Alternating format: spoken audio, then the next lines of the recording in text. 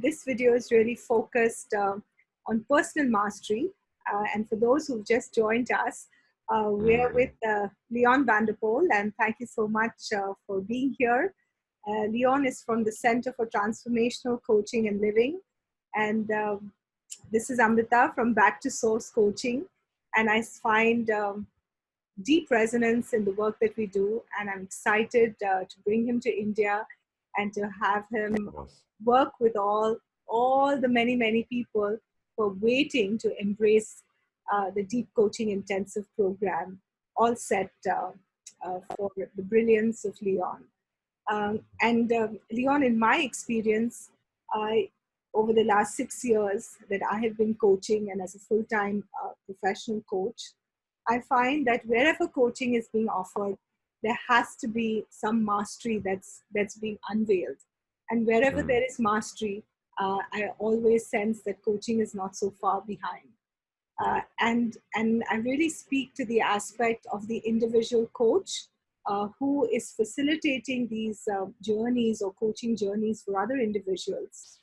And what I would really like to hear from you is that Deep Coaching Intensive, the program, as I read more about it and interact with you, I find that it is a personal mastery program. So my question really is that how does it support a coach?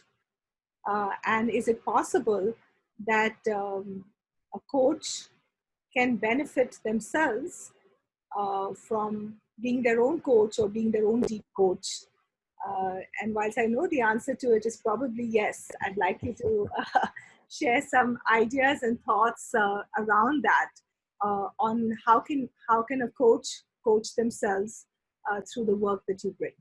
Yeah, what a great question. And I'm sure all of those listening who have had some coach training will recognize that inherent in any coach training is the personal development side of it. In fact, that's what makes coach training such a wonderful thing. We're learning tools and techniques, skills and attitudes for working with others, but how much of it that we apply to ourselves, it so much begins with who we are as coaches.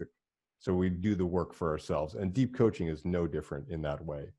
In fact, what I love about this work is that it is first and foremost for the coach. So we call it transformational coaching or deep transformational coaching. And that implies that there's this transformative element going on, that something is happening within the human being, and altogether kind of restructuring or redefining a kind of renewal of self that's happening within that human being, where they're becoming aware of something within themselves that is altogether different than perhaps they've ever known before. And there's this process of transformation, this inner revolutionary change that brings them into contact with this self, more authentic, more real, more true, more vibrant, more alive self. So this is just, that's just a glimpse, but that is what is involved in transformational work. And to be able to do that for another well, to be able to create a space, a coaching space in which another human being is able to sit with you, and you are able to facilitate through your presence, through your questions, through your being, an experience of that person to tap into their own deepest sense of self and to connect with what is real and true and good and beautiful within themselves. To be able to do that means that you have first committed yourself to the transformational journey. I know you've heard me say this before, Amrita, that the work of the deep coach is our transformation enables transformation. It begins with our own way of being and then extends outward to what happens in the coaching space. So deep coaching is first and foremost for ourselves as coaches. We work with 9 transformative practices. And if you just take just one of those practices and you were to apply it into your life for 3 months or 6 months with diligence and perseverance, the change in your life just with one of those practices alone would be incredible, let alone if you take all 9 and begin to really work with them in a holistic way to put those into your life. So we are encouraging, yes, do this work for yourself. The whole process is designed to facilitate transformative growth within the individual, starting with ourselves. So as we apply these principles and practices to ourselves, as we begin to grow in our own deeper self-awareness, as we learn to listen more deeply to these deeper sources of information and wisdom that are born of the heart, that are born of our soul, that are born of our highest self, as we connect to that, we grow into the kind of person, the presence with whom others want to do that work. They see in us, they say, hey, these are ones that have walked the path.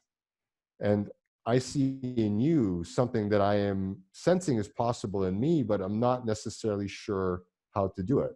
And so this is the beauty of deep coaching, is that we create spaces for other people in which they can connect with this aspect of their self, this emergent self, this higher self that is kind of flourishing down beneath all the layers that have been built up that kind of hide our true self and our nature. And in these spaces, we can actually help accelerate transformative growth. And that's what I love about this work. Yes, we can do this work for ourselves, and the practices, when applied, are mightily powerful. And then when we take that and we do it in concert with another, almost like a spiritual partnership, there's this alchemical reaction that happens. Something greater happens when the two, in a sense, become as one. And the coaching space really becomes a transformative experience for both the coach and the coachee simultaneously. Yeah, that's the power of it. So there's this alchemical nature that accelerates transformative growth, because when we do it in partnership with each other, something altogether magical transpires. Yeah. Thank you. Thank you so much. I think I have the book here. My experience of reading this book of yours is that this has really been my coach to me. Through I'm not yet finished reading the book, but I see what you mean, and how this work that you teach is really about coaching myself first, uh, and being that mirror that coaching is always associated with, but being the mirror first for myself before I can hold the mirror for another.